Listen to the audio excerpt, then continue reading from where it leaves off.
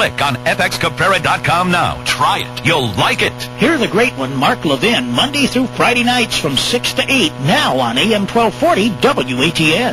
AM 1240 WATN, this is the Hotline. Our guest is State Senator James Wright, who is, of course, leaving his job in the Senate in just 4 days to take a job in the consulting field. And his departure obviously creates the need for a special election. Now, maybe you can help me with this, Senator. Obviously, these kind of vacancies don't show up that often. And a lot of people come to me and say, well, how come the governor just doesn't appoint somebody for the rest of the term, or why do we have to have a special election, or how does it work? Well, it's all about balance of power. The legislative body is not appointed by the executive branch. It's a very clear separation of powers from the beginning of the state's constitution. Vacancies are filled by the electorate.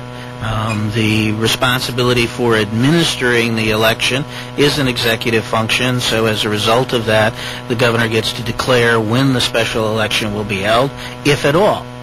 Historically, they are convened, and historically, governors have called for them when something has transpired at the beginning of the year. They're usually in mid-February. Okay, so there had been some talk it might be February 5th, which is presidential primary day. Obviously, the date of your departure precludes that. Right. Well, that was a concern expressed to me by local officials and community leaders in terms of potential confusion around the primary. And, of course, nobody was sure when or how the governor would call a special election. A lot of surmise as to would there be an advantage or disadvantage to one party or another. The reality was the election officials themselves were concerned about the need to use paper ballots, set up separate machines, a lot of just difficulties in terms of the mechanics, and as a result, I delayed my decision by a week, and that forestalls any issues that way.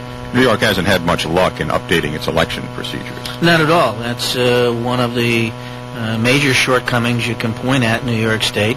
We're the only state in the nation that hasn't complied with the federal HAVA compliance issues. And, you know, it's symptomatic of what occurs in a big, diverse state like New York, particularly one politically divided, upstate and downstate. Mm-hmm. And as a result, each party, if you will, for lack of a better description, has a preference in terms of how that's structured, and they've not compromised very successfully.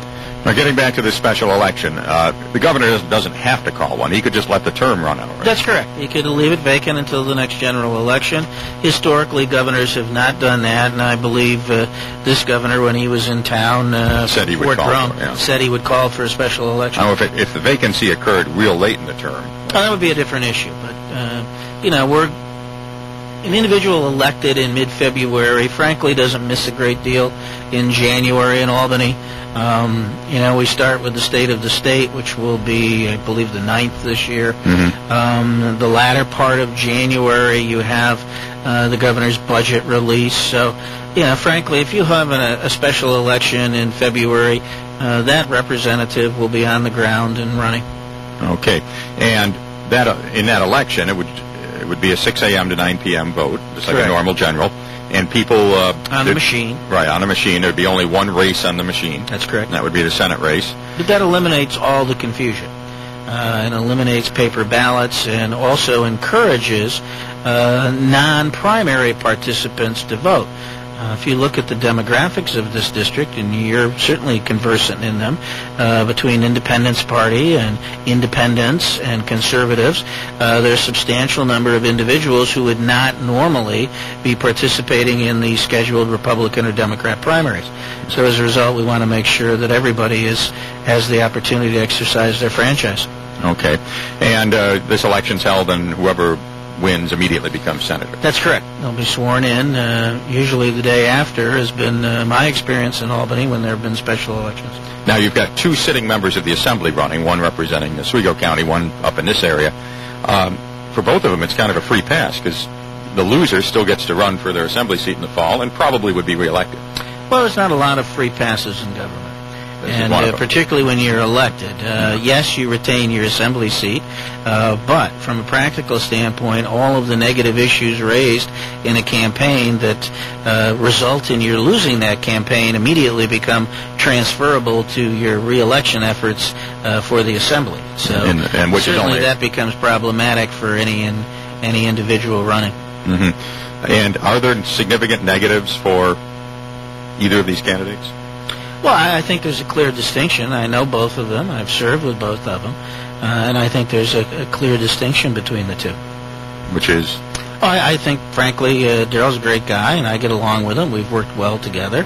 But Darrell is used to being part of the crowd following as opposed to being a leader. And I think leadership is what's required in the Senate. I think Will Barkley has demonstrated that in his tenure in the Assembly. Securing leadership positions, taking on leadership responsibilities, and when you're representing 3 counties, I think that's the signature difference.